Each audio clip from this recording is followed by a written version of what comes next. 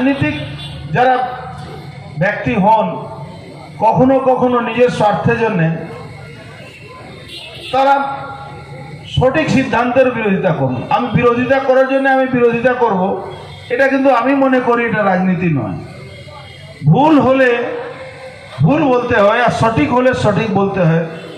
এটা যদি না বলবেন, হয়তো 1 মাস কাউকে ভুল বোঝাতে পারবেন, 2 মাস ভুল বোঝাতে পারবেন, 1বার ভুল বোঝাতে পারবেন, 2বার ভুল বোঝাতে পারবেন। আজকে যদি তর্কে খাতি ধরে নি, আপনি তো আজকেও বলছেন, একটা সরকারের পদে বসে একজন ব্যক্তি বলছেন কি সিএ যদি আপনি অ্যাপ্লিকেশন করবেন আপনাকে ডিটেনশন ক্যাম্পে পাঠিয়ে দেওয়া হবে। লড়াই শুধু সম্মানের লড়াই ছিল না, সিএ লড়াই সবসময়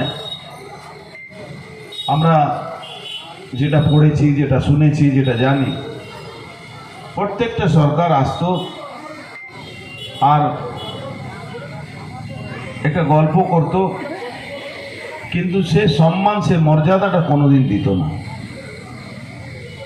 দীর্ঘ লড়াই, 50 বছর প্রায় আপনাদের লড়াই, এই লড়াইটাকে মান্যতা কে দিল? বর্তমান ভারতবর্ষের সরকারের প্রধানমন্ত্রী মোদিজি আর অমিত শাহজি। আমার সৌভাগ্য, আমি আপনাদের মত দিয়ে নির্বাচিত একজন সাংসদ হিসাবে সেই দিন উপস্থিত হয়ে মত প্রয়োগ করেছিলাম সিএ এর পক্ষে। সিএ হওয়ার পরে কিছু মানুষকে ভুল বোঝানো হয়েছে, তারা আন্দোলনও করেছিলেন, অনেক ক্ষতি হয়েছিল দেশের, কিন্তু আস্তে আস্তে সেই মানুষগুলো বুঝলেন কি কোনো একজন রাজনৈতিক ব্যক্তি, কোনো একজন সরকার সিস্টেমের মধ্যে আছে, তাদেরকে একটা ভয় দেখিয়ে, তাদেরকে এমন একটা ভয় দেখানো হলো কি আপনাদেরকে ভারতবর্ষ থেকে বের করে দেওয়া হবে।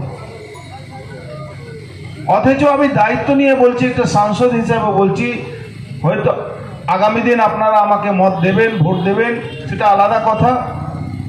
আমার কথা আপনি জানেন, আমি যে কথাটা বলি, আমি এই ব্যাপারটা খুব লেখাপড়া করেছি, আমি দেখেছি, শুনেছি। আমার মনে আছে, আমার যিনি আপনাদের এই ঠাকুরবাড়ি আরেক সন্তান শান্তনু ঠাকুর মহাশয় মন্ত্রী, সেদিন আমি খুব কাছে ছিলাম যেদিন এই বিলটা এসেছিল। তখন অনেকে পশ্চিমবাংলা যারা হয়তো বিরোধী দলেও সাংসদ ছিলেন, তারা কিন্তু শান্তনু ঠাকুরকে এসে ধন্যবাদ জানিয়েছিলেন। আজকে ওই মঞ্চে মানবেন না, ওরা কিন্তু মানবেন না এই কথাটা, কিন্তু সেদিন ধন্যবাদ জানিয়েছিলেন যারা শিক্ষিত সাংসদরা ছিলেন, যারা বুঝেছিলেন এটা কেন হচ্ছে, কে কি কারণে হচ্ছে। সবাই মূর্খ নয়, কিছু কিছু কিছু বিরোধী দলের সাংসদ ছিলেন যারা এসে শান্তনু ঠাকুর মহাশয়কে ধন্যবাদ জানিয়েছিলেন কি তোমার ফ্যামিলি দীর্ঘ লড়াই নেতৃত্ব দিয়েছিল, এই লড়াই আর সফল হয়েছে। মতুয়া সমাজ মানুষ যারা, নমশূদ্র মানুষ যারা পূর্ব বাংলা থেকে পশ্চিম বাংলায় বসবাস, ভারতবর্ষের মধ্যে এসেছিল। কিন্তু রাজনীতিক যারা ব্যক্তি হন কখনো কখনো নিজের স্বার্থের জন্য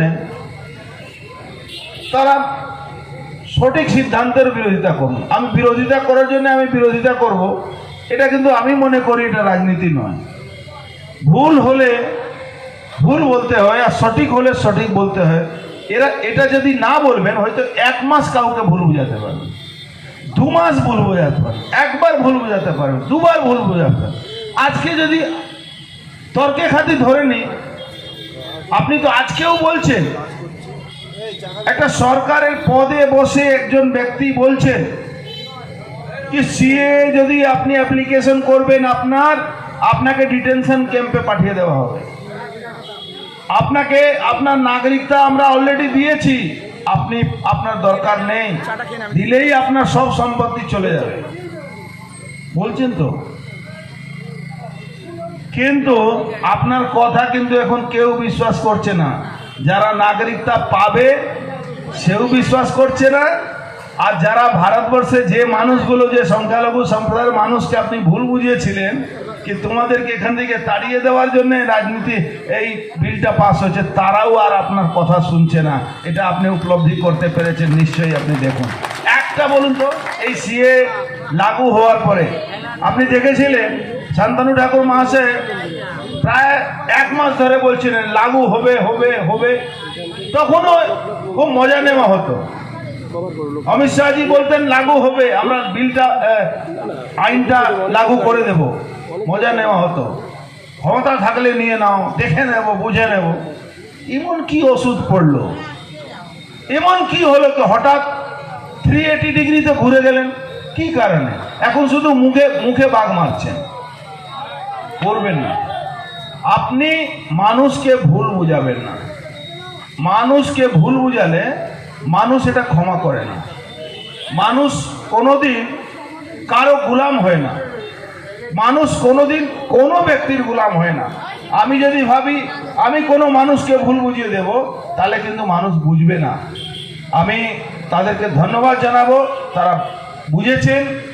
এই বিলটা ইনকামিং আছে, এর কোনো আউটগোয়িং নেই, কারো না, কারো আউটগোয়িং নেই।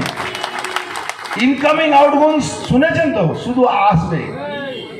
নাগরিকতা দেবে, নাগরিকতা দেওয়ার যদি কোনো প্রাবধান এই বিলের মধ্যে থাকবে, আমি এই মঞ্চ থেকে দাঁড়িয়ে বলছি আমি রাজনীতি থেকে সন্ন্যাস নিয়ে নেব, আমি রাজনীতি করব না। এ মতুয়া সম্প্রদায়, উদ্বাস্তু মানুষ, যারা নমশূদ্র মানুষকে ভুল বুঝাচ্ছেন কি করলে ডিটেনশন ক্যাম্পে যেতে হবে, তাদের জন্য বলছি আপনি একবার পড়বেন। এখন তো বাড়িতে বাচ্চা বাচ্চা ছেলেরা মোবাইলে সব কিছু জেনে যাচ্ছে, তাদেরকে বলবেন এই আইনটা ডাউনলোড করে, এই বিলটাকে ডাউনলোড করে পড়বে। সব দেওয়ার পরে লাস্টে কি লেখা আছে, কিছু না থাকলেও ভারতবর্ষে অল ইন্ডিয়া মতুয়া সংঘের কোনো একটা জায়গা থেকে একটা চিঠি দিয়ে দিন, আপনার কিচ্ছু লাগবে না। আর কি দরকার? একটা ছোট চিরকুট দরকার, সেটা অল ইন্ডিয়া মতুয়া মহাসংঘ দিলেই হয়ে গেল। আপনার তো আর কোনো দরকার নেই। আর যত এনজিও ভারতবর্ষে আছে, যেটা গভর্নমেন্ট অ্যাপ্রুভড এনজিও আছে, তারা যদি একটা চিঠি দিয়ে দিলে কোনো আপনার অসুবিধা নেই। আর কেউ যদি না দেয়, এখানে তো 2জন বিধায়ক আছে, নাম উনি হয়তো আগামী দিন আবার সাংসদ হয়ে যাচ্ছেন। আমি তো সাংসদ আছি, আপনাদের আশীর্বাদ হলে আবার হব। আমাদের থেকেও লিখিয়ে নেবেন, কোনো অসুবিধা নেই। আমাদের প্যাড সবসময় সই করে থাকে, আপনার কোনো সমস্যা হবে না। যারা ভুল বুঝাচ্ছেন তাদেরকে বলবেন আপনাদের আর ভুল আমরা স্বীকার করব না।